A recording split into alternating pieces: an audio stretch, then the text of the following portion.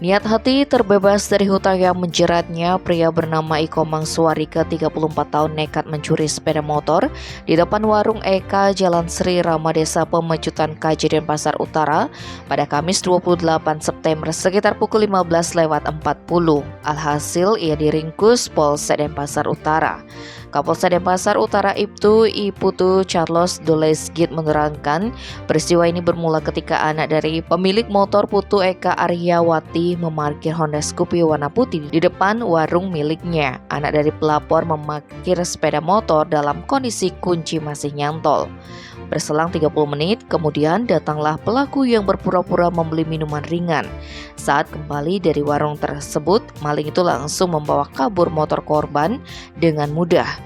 Korban yang menyadari kendaraan miliknya telah dicuri lantas berteriak maling. Tapi sayang pelaku sudah kabur, maka korban melapor ke Polsek Denpasar Utara.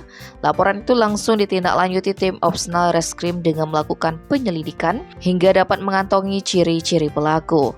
Tanpa buang waktu, petugas melakukan pengejaran terhadap maling tersebut sampai akhirnya dapat meringkus Suardike hari itu juga di Jalan Gunung Agung, Denpasar Barat.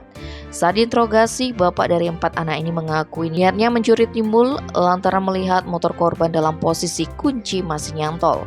Lalu kuda besi itu dibawa berkeliling. Sesampainya di depan lapangan Puputan Badung, pelaku memperoleh ide untuk membeli plat palsu di Jalan Gunung Batu Karu.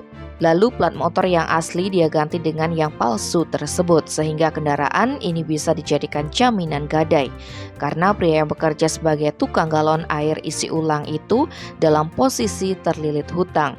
Suardike pun berdalih alasan berhutang karena sang anak yang masih kecil mengalami sakit. Pria yang tinggal di Pemecutan KJ ini mengaku menyesal atas perbuatannya mengingat anaknya yang masih kecil. Meski demikian, Suardike tetap harus mempertanggungjawabkan perbuatannya yang telah melanggar hukum.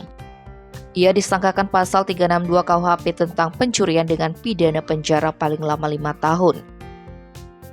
Tim Bali Express melaporkan.